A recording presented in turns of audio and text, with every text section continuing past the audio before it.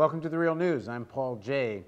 The standoff, crisis, theater between the United States and North Korea continues. Secretary of State John Kerry says the United States is willing to have a certain amount of negotiations with North Korea if they stop their nuclear weapons threat. And North Korea continues to say the United States should have some kind of peace agreement with it. You would think that would lead to some sort of talks, but apparently it's more difficult than that. And to help us understand why that is now joining us from Los Angeles is Peter Lee. Peter is a journalist who's covered China and its foreign relations over the last 30 years. He's a regular columnist for Asia Times Online and a frequent contributor to Counterpunch. And he has an upcoming book called Collision Course. Now, thanks for joining us, Peter. So if you listen to the two sides, the United States wants North Korea to be less belligerent in all of this and willing to have talks. And North Korea says they want peace agreement to be recognized as a legitimate state. So what's the problem here? Why don't they do it? Well, I'd say a lot of the problems are on the American side. Some of them pertain to President Obama's Nobel Peace Prize, which was for nuclear nonproliferation. And the North Korean government has made it clear that their plans for their continued existence include maintaining and perfecting their nuclear arsenal.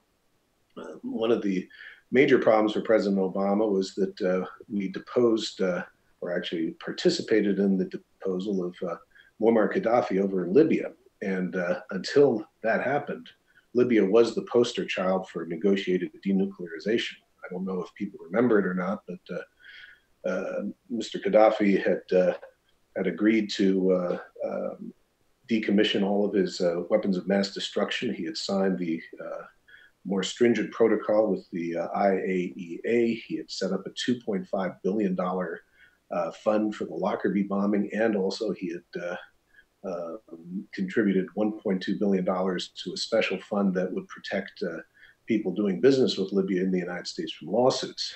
And in response to that, both the George W. Bush and Obama administrations did education and counterterrorism cooperation with Gaddafi. And all that went out the window, of course, with the NATO-backed regime change program that was initiated there. And the North Koreans explicitly cited that as a reason why it would be foolhardy for them ever to abandon their nuclear weapons. And I think that that is a consensus which is also widely accepted in Washington. That if you look at why North Korea has nuclear weapons, I mean, at the very most, it's kind of an Austin Powers style doomsday machine, or should I go Dr. Strangelove? There's no way it's an aggressive posturing. It's saying, if you ever come and try to do regime change here, we could blow a few bombs up.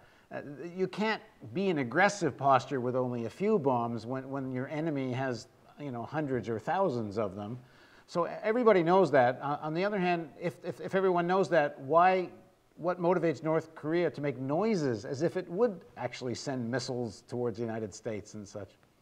Well, North Korea doesn't have a lot of things to make noise with. It is economically insignificant compared to the hundreds of billions of dollars of trade that South Korea does with the United States and with China. The North Korean economy is close to being a basket case, and also it's heavily sanctioned. And so the only way that they can really get attention from the United States is by increasing their nuclear capabilities. And if there is a model for North Korea, I would propose that it might be something along the lines of Israel, a small country that can punch above its weight in regional affairs because it has a credible nuclear arsenal. And the North Koreans' technical achievements, though we often mock them, are not inconsiderable, especially when it comes to missiles. And there's a good amount of evidence that they have been successful in downsizing and perfecting their warheads, their nuclear warheads, so that they can get on top of the missile and they will be a credible nuclear weapons state, as opposed to somebody who just has some plutonium and blows it up underground every once in a while. But what do they want then? I mean, maybe this gives them some defense against some kind of regime change, although it's kind of hard to imagine anyone marching into North Korea with soldiers or something. There's too many North Korean soldiers. But the saber rattling is towards what end?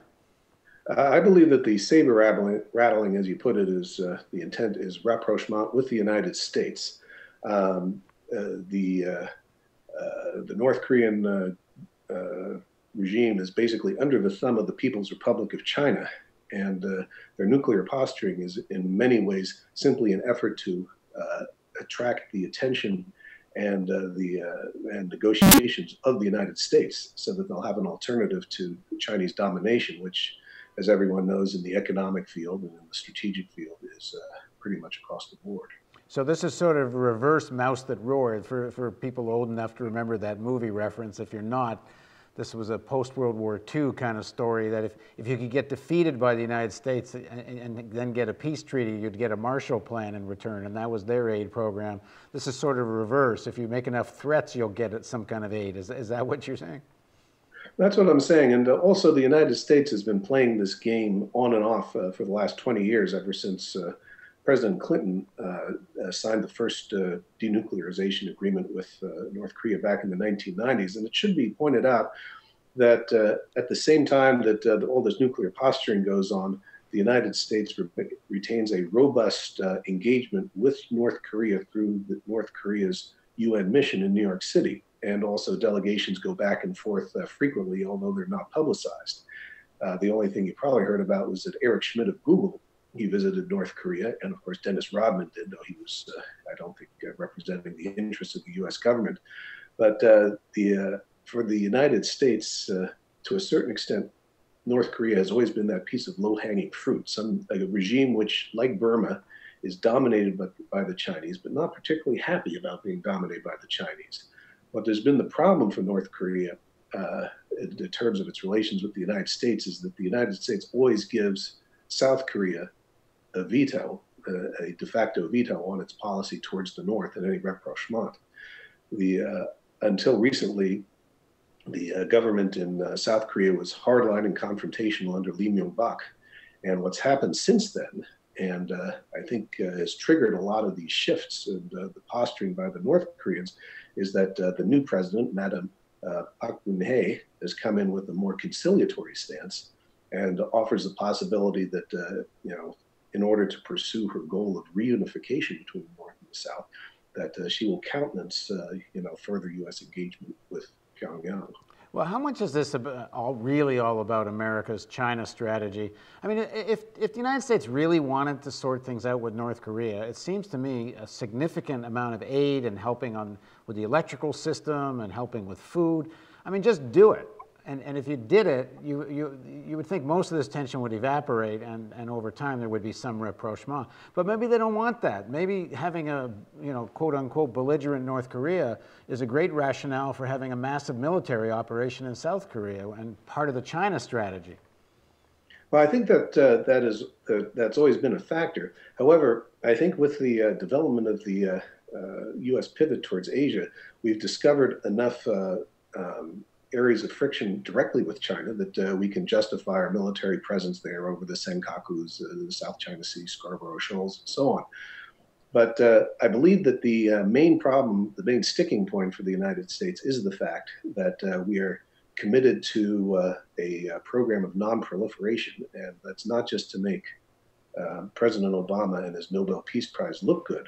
It's to forestall nuclearization, or I should say weaponization, by both Japan and South Korea, both of which look at North Korea and say, North Korea has a nuclear weapons capability, maybe we should have one too. And conservative forces in both those countries have been quite vehement about insisting as a matter of national security and pride that Japan and South Korea should also have nukes. All right, so then why doesn't the United States do what North Korea has asked for, a peace agreement, proper recognition, non-aggression treaty? I mean, if the issue is nuclear weapons, it seems that's what you would do.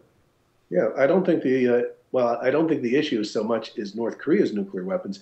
It's the United States' ability to retain its position of primacy in the West Pacific. If Japan and South Korea were to go nuclear, then they would be conducting an increasingly independent foreign policy, which would be very destabilizing for the region and also a blow to U.S. ambitions to be the how should I put it, the peacekeeper, the lawgiver, the honest broker. Some people say the hegemon. The hegemon, exactly. But I don't know if it's widely known, but the Japanese nuclear establishment is only a very brief period away from weaponization. Under a rather dubious decision by the United States, they were allowed to close the nuclear fuel cycle, which means they retain and enrich their own plutonium, and they have at least 10 tons of plutonium in country. They have an active space program. They have all the technology needed to turn their nuclear material into nuclear weapons very quickly. And in fact, it's been proposed that the Iranian strategy of tiptoeing up to the weaponization line was actually done by studying the Japanese precedent. And the main sticking point for South Korea in its negotiations with Secretary Kerry on this trip was also the South Koreans, as a matter of politics and security and national pride. They're saying they want the same enrichment deal that Japan has. Currently, South Korea is not allowed under its obligations with the United States to retain its spent fuel rods. It has to, I should say, it's unable to process them. It just has to store them in increasingly insecure and growing ponds of material. And so really the North Korean dilemma is always how does the United States, take away this rather ridiculous tension, but at the same time keep the nuclear genie in the bottle in North Asia. But doesn't that then say if you want the North to give up the weapons it has, if that's the trigger for other countries wanting to go forward, then you do your peace agreement, you do your non-aggression agreement. Unfortunately, I don't think that. I think, as I said, I think it's a consensus of everyone everywhere that the North Koreans see their nuclear program as the key element in their diplomatic as well as military arsenal, and they are not going to denuclearize. And I'm going to look at what I printed out here from Secretary Kerry's remarks. He said North Korea will not be accepted as a nuclear power, and but that's not the same in my mind as the previous declarations that North Korea must immediately and demonstrably denuclearize. What he's saying is that I think he's leaving some wiggle room in there so that North Korea can say something like, "Oh yes, under the proper circumstances, we will denuclearize and contribute to the denuclearization of the Korean Peninsula." But I think that any hope of progress on North Korea does not involve requiring them a priori ahead of everything else. So if you were running U.S. policy towards North Korea, what would you be doing? Good question. I would say that the benefits of rapprochement with North Korea are close to a win-win situation for all the parties involved. I think even Beijing, as long as North Korea was maintained as a buffer in which China could maintain its economic and strategic interests, they'd be willing to have the United States go into North Korea, just as China has countenanced the U.S. move into Burma. I think the main issue would be how to manage the expectations of Japan, especially, and also South Korea, but I think they would be manageable. So it seems rather reasonable. What's stopping the U.S. from doing that? Japan is how should I put it? Let's start with South Korea. South Korea, the most important change in administrations, even though the Chinese switched their leadership cadre and President Obama has changed his people, and Abe came into power in Japan. The most important change was in South Korea with the election of Madam Park and the departure of Lee Myung-bak, who had basically put any sort of relations with North Korea in the deep freeze. Under his MB policy, he was basically, pushing for regime change on the cheap regime collapse, absolutely no interactions. And that extended to his relations with the Chinese. And it was written that during the Lee Myung-bak presidency, he never once spoke on the phone with the Chinese leadership. While on the other hand, the Chinese leadership in Beijing has actively reached out to his successor, Madam Park, and they are hoping for some sort of grand bargain in which South Korea becomes more amenable to managing its relationship with North Korea to the benefit of both China and South Korea. All right, so just finally, how worried should people be about this current standoff and threats and all of this?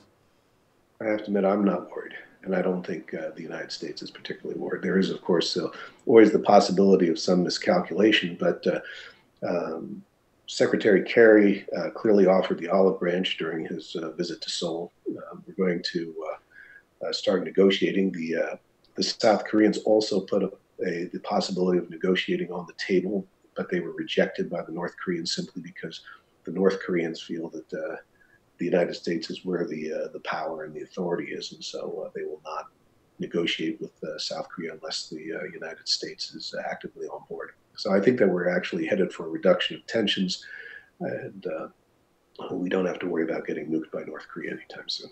All right, thanks very much for joining us, Peter. Pleasure to be here. And thank you for joining us on the Real News Network.